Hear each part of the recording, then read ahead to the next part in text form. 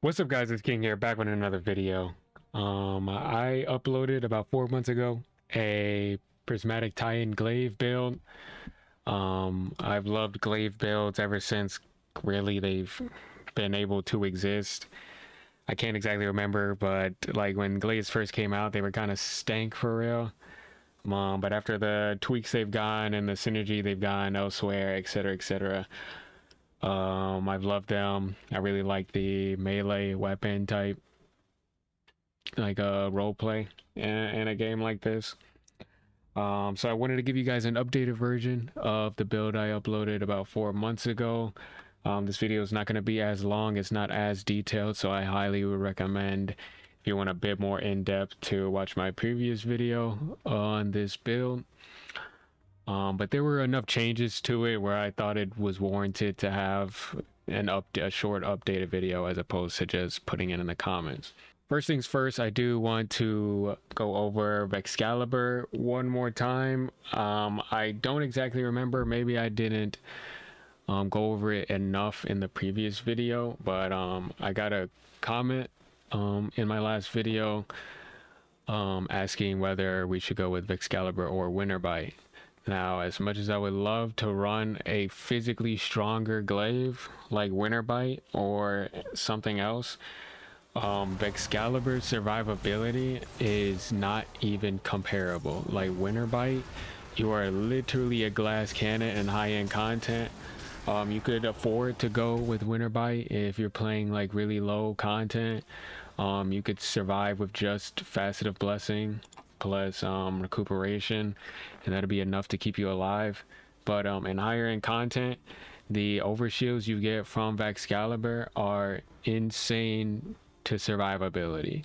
Winterbite can't even come close to that. So 10 out of 10 times you use Vexcalibur if you're playing like real Destiny for real.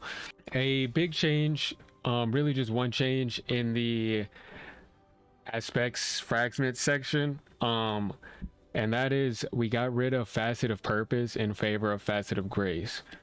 More or less recently, I found that the Facet of Grace fragment actually works with the Glaive melee kills.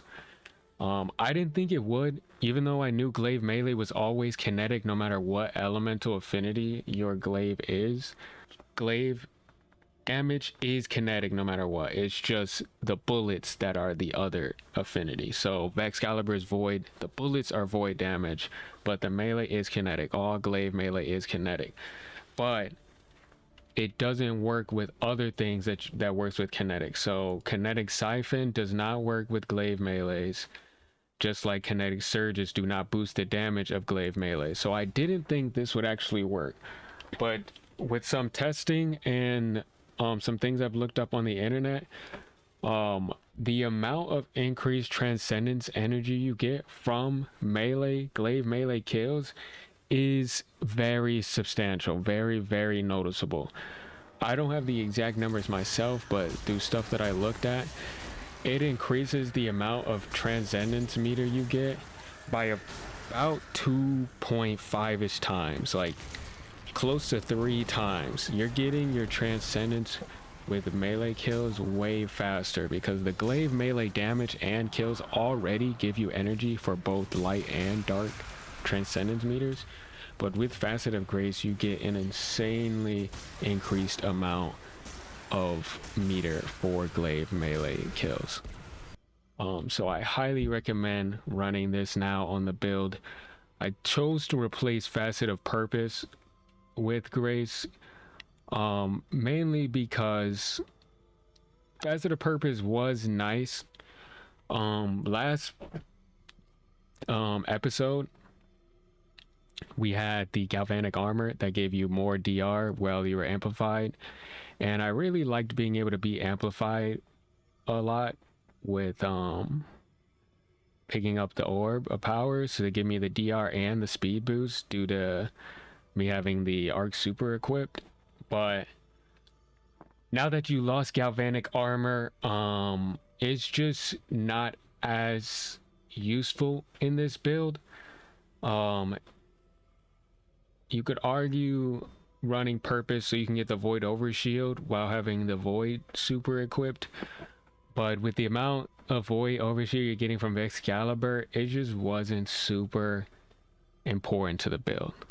So I decided to drop that as opposed to dropping Defiance. Now we're about to get into Facet of Defiance in a moment. I was finally able to test it out due to getting the role that I've been looking for the last like 6 months or whatever, however long, or for whatever months. But the interaction between the Spirit of Severance and Defiant is not what I thought it was going to be. Basically, with the previous version of the build with the Void, the Echo of Cessation would create the volatile wave that made them all volatile, and then Severance would blow up and blow up those volatile people, and it would be really fun and be really cool, and high health targets that didn't die to the explosion would get launched into the air, and it was super insanely funny.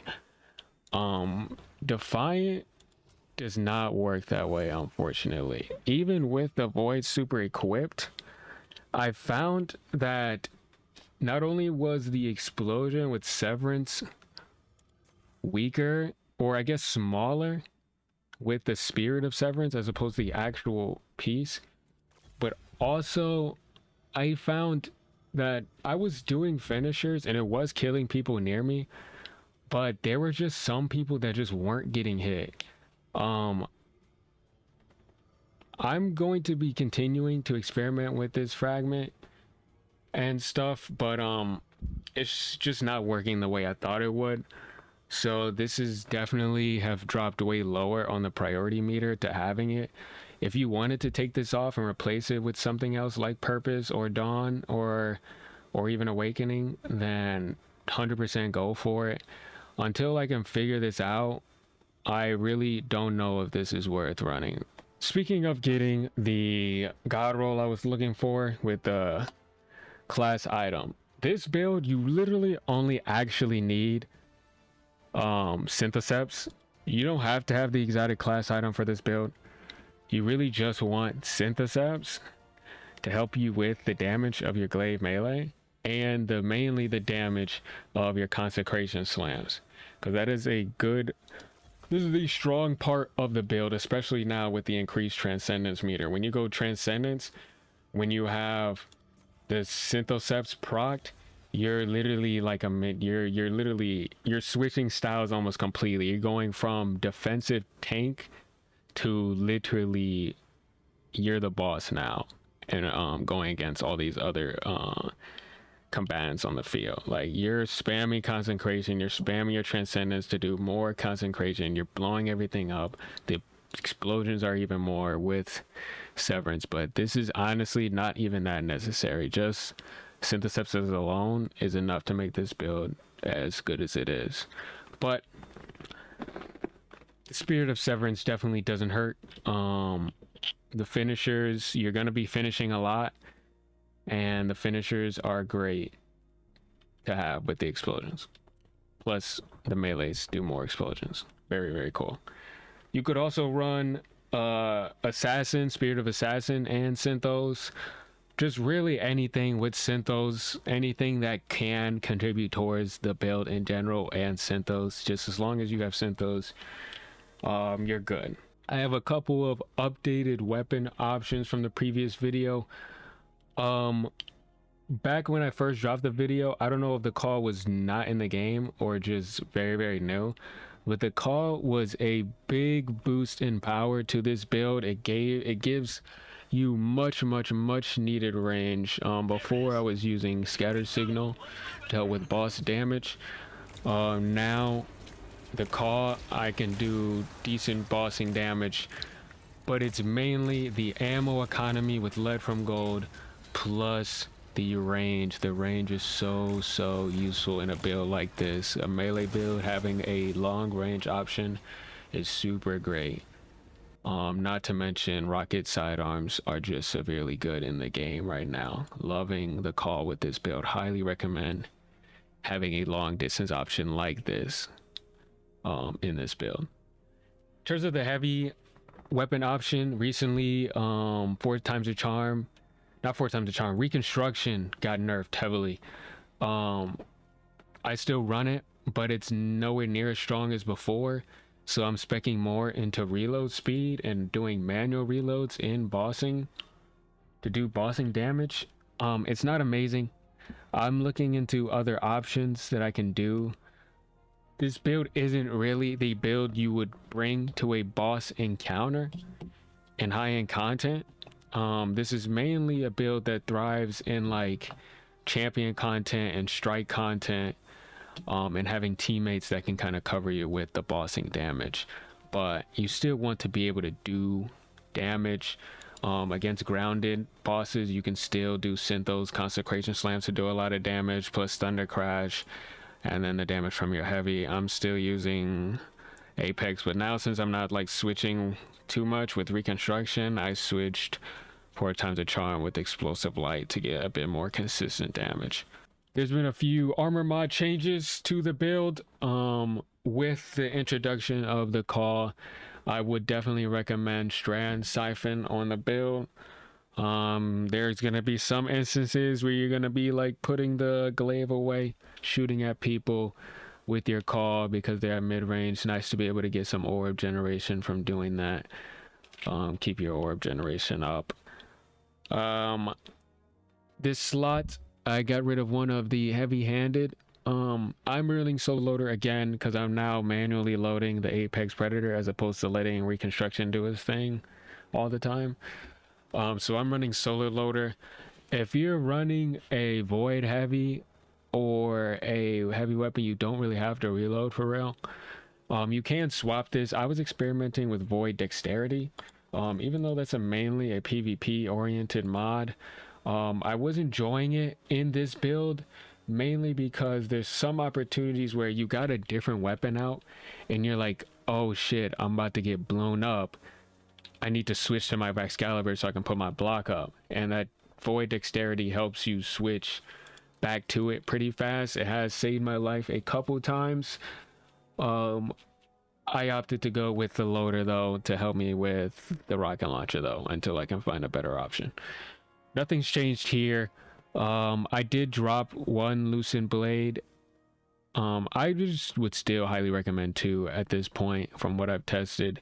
2 gives you about 40% of your gauge every shot if you land all the bullets on like a bigger body target.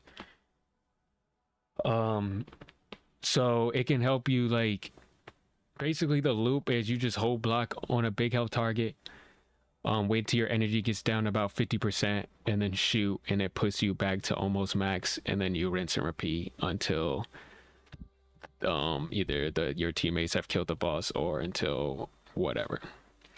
I'm switching the melee energy mod with recuperation, mainly because I dropped purpose, so it's nice to have some more survivability on the orb pickups. I also changed my armor around so now I have max strength instead of high discipline.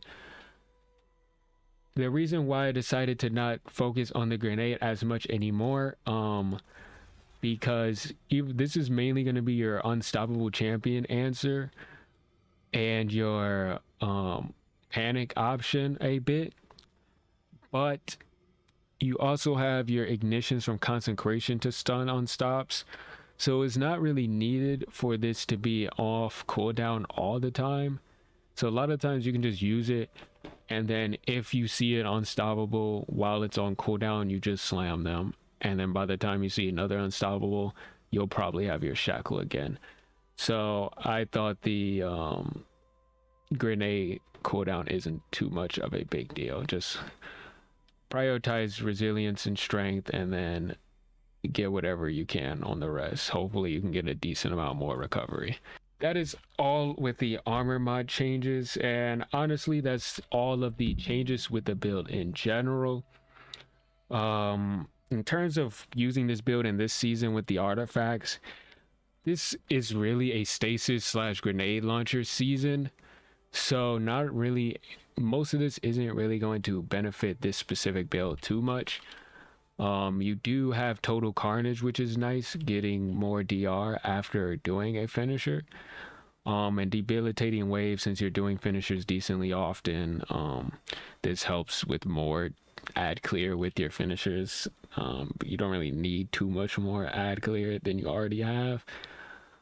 So really just whatever you want with anti-champion stuff. And then if you're using a different heavy like Edge Transit, which you probably wouldn't really run with this build because Envious Assassin does not proc with Glaive melee, so that perk basically doesn't work with this build, so you probably wouldn't use Edge Transit as your bossing option. But if you do have a good heavy grenade launcher, then you should probably pick up these three. But artifacts aren't really that important with this build. You really just want to pick stuff if you're running a different build based off of like other builds that you currently have in your repertoire.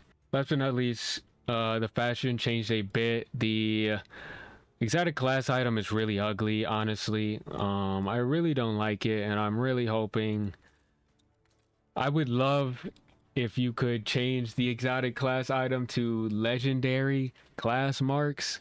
There's a lot of legendary class marks that I would love to be rocking right now, but I kind of understand why they don't. I just think it looks really ugly. They need to give you more ornaments. They need to drop more exotic class item ornaments ASAP. Hunters and Titans look ugly. But Time Honored and my standard night stuff, love it. Got these gauntlets a while back, really love them. That's all for the update. I kind of yapped a bit longer than I wanted to. I kind of started yapping like crazy during some of the segments. This was supposed to be a lot shorter of a video, but I'm looking at the raw footage and it's like 17 minutes. Thanks for watching. If you made it this far, thank you. I'm working on another video, actually thinking of branching off into more like guide type videos, like build type videos. I haven't really done too many of them in the past. I usually do just regular gaming videos, but I've been kind of liking spreading my game knowledge of certain games I play. Next video is most likely going to be a Baldur's Gate 3 build video. I know I'm kind of late on that ride, but I didn't really have anything I was confident enough to make a video on until more or less recently, so that's what I'm working on right now. That's all from me, guys. Y'all take care.